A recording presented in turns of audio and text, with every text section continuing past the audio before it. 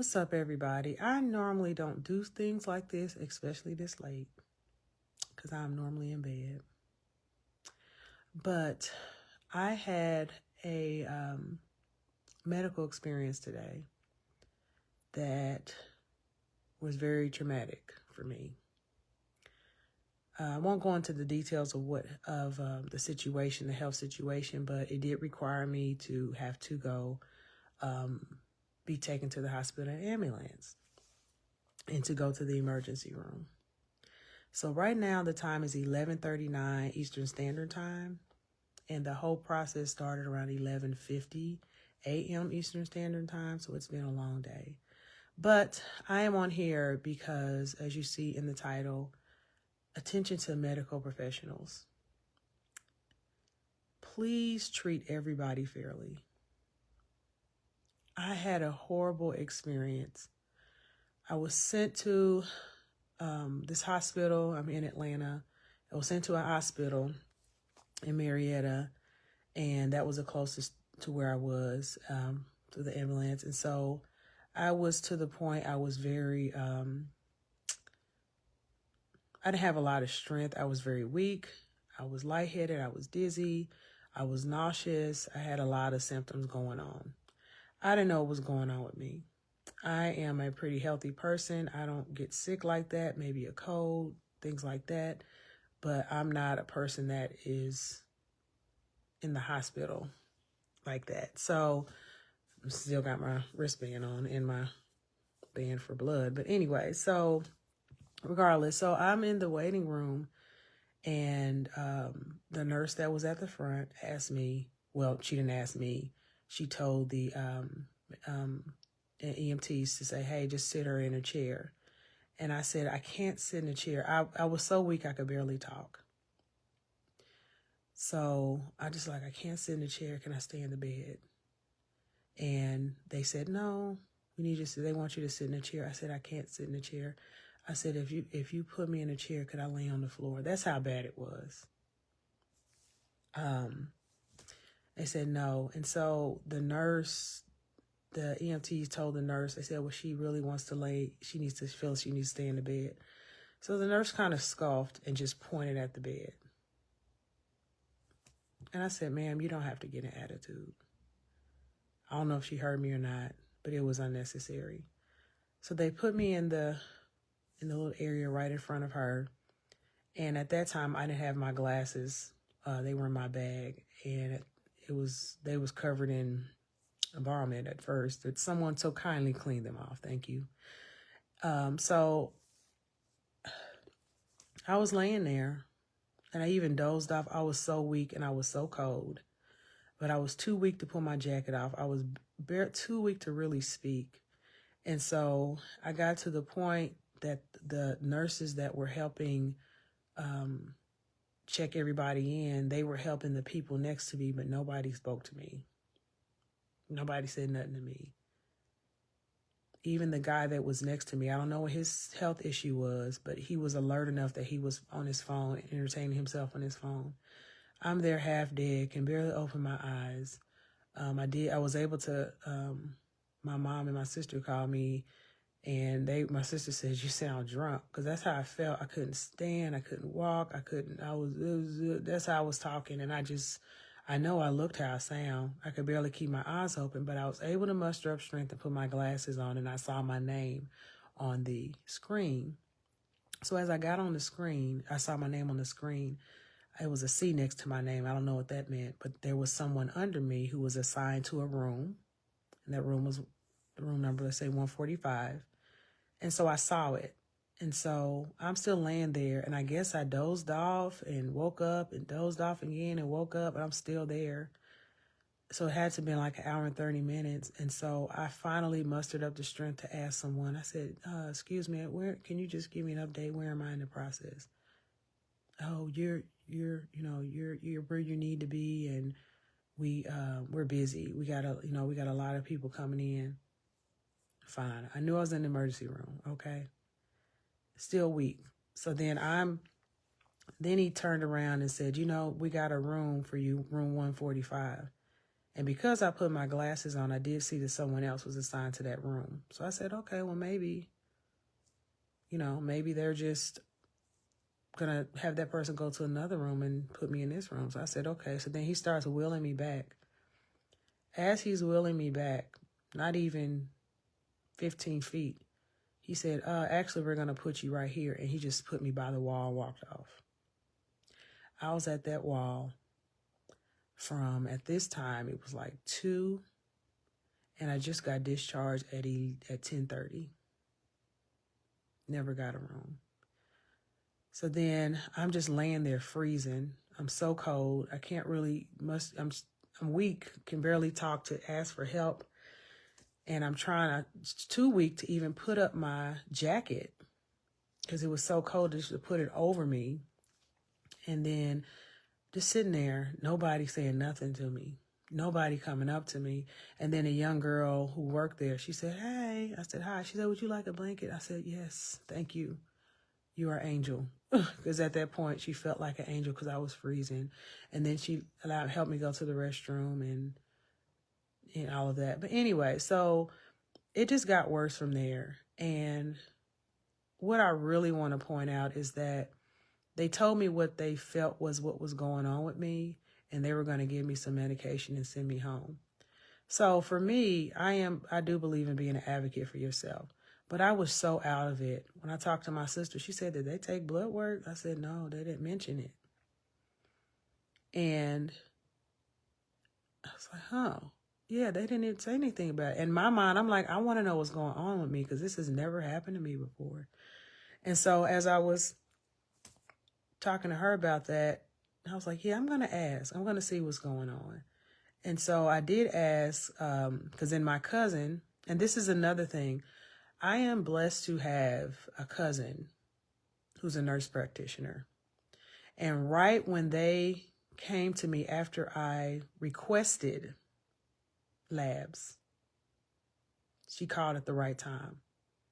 She just called and I said, oh, Tiffany, this is the right time. That's my cousin Tiffany. I didn't mean to say her name, but yeah. So I said, you called at the right time. She said, what labs are you giving her? This is all the stuff she's done. She said, what labs are you giving? What blood work are you taking? So I had an advocate in my cousin because she's a nurse. Everybody doesn't have that. I would have been there still sick, and they would have sent me home not knowing I was okay.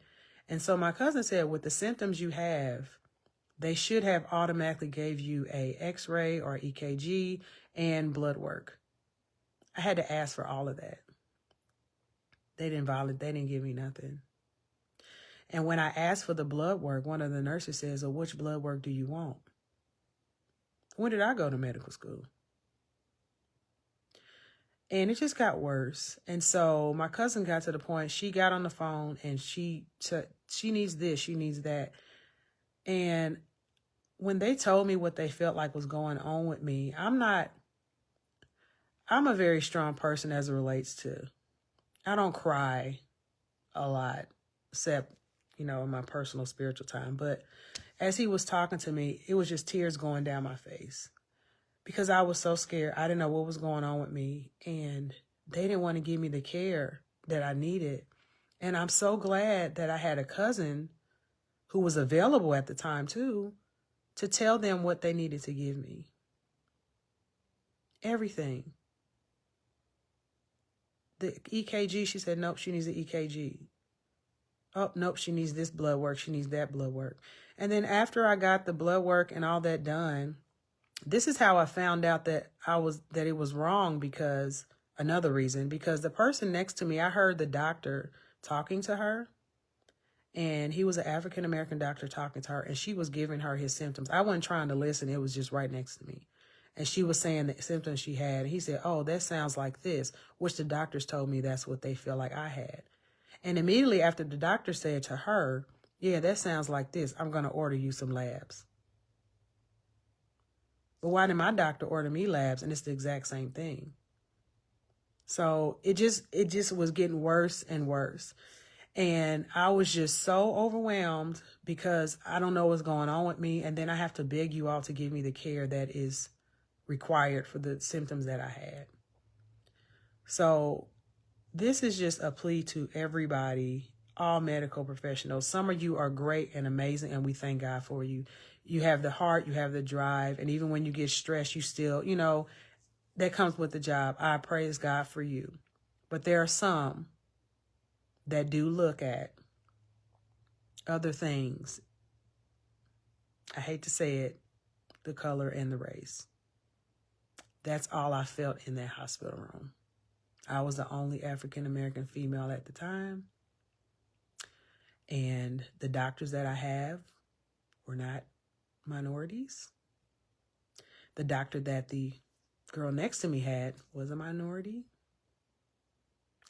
And while I was laying there, the patients that were getting the care by all the nurses and nobody was talking to me were not minorities. And that's what brought me to tears, because I hear so many people say, and I see so many people online talk about how we need more minority doctors, African-American doctors, because African-Americans that see African-American doctors are more or less likely to have continual conditions. They have better health in response to what they're told to do. It's just a study. So I saw that months before, but I was just like, okay, well, that's cool.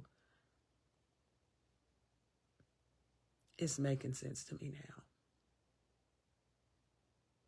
And of course, I'm coming in there with my fro today, my hooped earrings. I have my leather jacket. It shouldn't matter. I shouldn't have to fight to get the basic things that I need. And as I was talking to my sister as I was leaving, I was just tearing up, because I said, I am blessed that I have a cousin that is in this field that spoke for me and advocated for me. I didn't know what to ask. I didn't know what to ask. I didn't know what to say. I don't know anything about it, and I'm scared. I was scared. I was like, what's going on with me? And with that, I have to fight for service. I have to fight for just care. So my cousin, of course, recommended, she said, well, when they finished it, she said, you need to ask for the chief of the hospital. She don't play, right? So I did, and they said, well, we can bring the manager. So the manager came, and I had to go to the restroom at that time. I said, okay. So I called my cousin, had her on the phone, and while we were, they were talking to me, and the managers were very apologetic. They said, yes, you did not receive the best service, and that's not what you should have done. And so, of course, my cousin's she's making these statements. She said, yes, because this is what should have happened. They said, yep, you're right. And it didn't happen, and we agree with you. And so we're going to make a complaint, and we're going to send it to the chief of the ER, chief of whoever. And then I would get a call about it. And so, great. And so, of course, my cousin knew the words to say, the terminology to say. And they said, yep, we can do that too. Yep, we can do that too. Yep, we can do that too. And so after that, my cousin said, I had her on speakerphone. She was like, all right, well, Pam, you need to, when you get it, let me know. And I said, okay. I said, but I'm at to call you because I don't know none of these terms. I don't know none of this stuff. She said, yeah, absolutely. But imagine if I didn't have my cousin there, or on the phone. She wasn't even there. I would have left that hospital, because she had to tell them to give me medication because I still felt a little nauseated. So they had to give me medication. She said, tell them to give you medication for that. So the doctor was there. He was listening. He said, oh, yeah, we can give you that. And then I was like, okay. And I said, I don't want to eat nothing. I just don't want to eat. I just don't want to get sick again or whatever. And then my cousin, who was on the speakerphone, and the doctor was standing there. My cousin, a registered doctor, was standing there. And she said, you know, they need to give you some crackers so you can make sure you're okay before you leave that hospital. He said, oh, yeah, we can do that. Why did my cousin have to tell you to give me crackers and to give me medication for my nausea? Why did that even have to be asked? So this video is longer than I thought it was going to be. But I do want to stress the importance of to medical professionals. Treat everybody fairly. Don't judge on what you think or what you feel. Judge on what is right. Because I did not come in there with an attitude or nothing. It was greeted with me at the door. And I did make a comment and said, well, you don't have to get an attitude, ma'am. I did make that comment. But I was very friendly to everybody. And even the nurse said, well, I said, you all have been, these other two nurses, I said, you all have been pleasant. You have been very pleasant. We don't feel anything from you. I'm not coming in there like that. But just treat everybody fairly. Do the right thing. Don't look at their skin. Don't look at their hair. Don't look at what you think you know about them. Just do the service. That's what you went to school for. And if the ER is not your calling, then find you a different calling. I don't feel like we should be an inconvenience because of the busyness. We get as busy in ER, but that's the job you signed up for. So I do have a complaint. The hospital was in Marietta. I've never been there before. So I do have a complaint, and they're going to submit it. And the managers heard everything I said. They heard everything my cousin said. And I'm glad my cousin made this statement. She said, from everything my cousin told me in relation to her doctors and even the doctor that helped the other patient, she said, I'm not making this about race, but I am making this about race. She said, everybody needs to be treated fairly and equally. I hate that I never my intention to come on here with this, but we have to be real. Treat everybody the same. If I'm sick, I don't care if it's a Muslim working on me. You hear me? I need you to get the work done. And I pray the Holy Spirit touch your hands because you touching mine and I know who I belong to. But do everybody right. And thank you for medical professionals that are treating everyone fairly. Okay, that's it. Have a good night. I'm going to bed. Bye.